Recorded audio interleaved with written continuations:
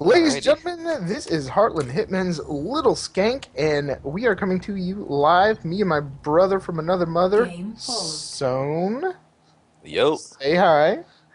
Hello. We have a Looks like we have a pause. pause. Don't know how I feel about that. I was just ready to go, and all of a sudden we've got all the the wind beneath my wings is gone. Not true at all.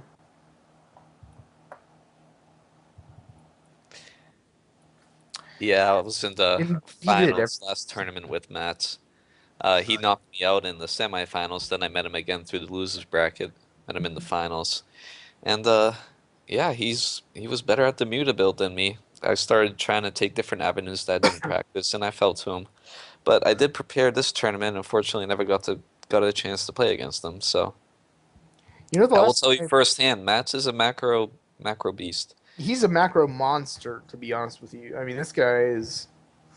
I don't know. Whenever this game resumes again, somehow Matz is going to be on like four bases, and it's just going to be absolutely insane. Last time I played against Matz was actually a strange like.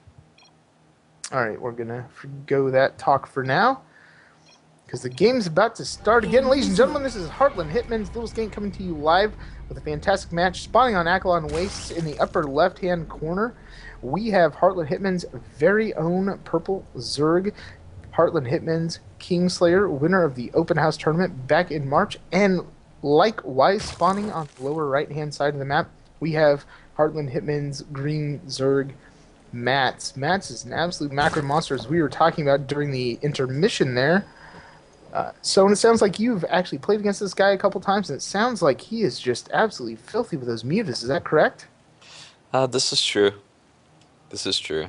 He definitely got the Muta play down pretty well, but you know what? A lot changed in the last month regarding the meta and ZVZ, so we'll see how these two players respond to that. There's a lot of new information out there on the internet as far as how to counter it, and we'll see if these guys practice anything else besides strictly Muta. Yeah, you know, and apparently there's a patch that could come down as early as Tuesday next week that would actually give spore crawlers an additional 150% damage, I think, or a total of The 150% the damage damage is against going to bio. double basically, uh, which I think is a little bit too much, especially with the meta now changing finally. That's something like that. Um, Yeah, I think a third 100%. would benefit it, like a third 33% increase, not a whole double. I think You know, that's a little too much.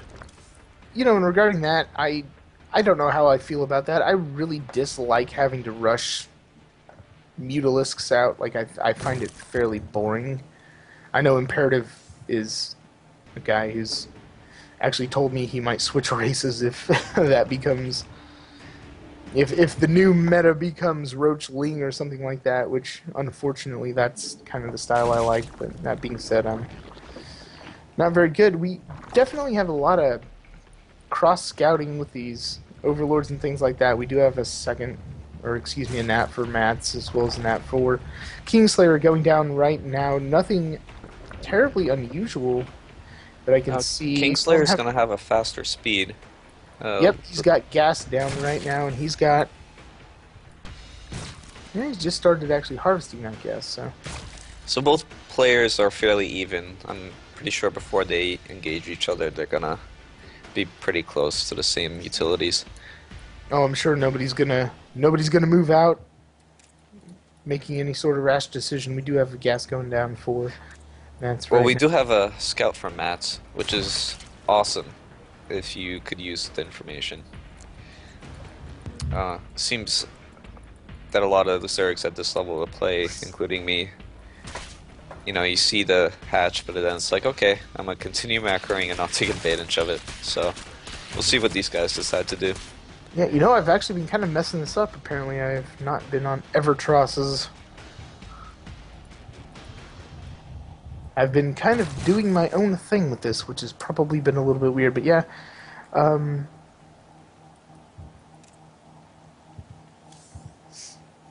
still not a whole lot Still not a whole lot of strange play. Matt's definitely up on total supply. KingSlayer supply blocked right now. Matt's getting close too, unless he starts getting some more overlords out or starts dropping evo chambers or something so that he can stay Yeah, just I below mean, this is supply very cap. common at the platinum level of play. You just get so concerned about scouting sometimes and just forget to make that little extra overlord.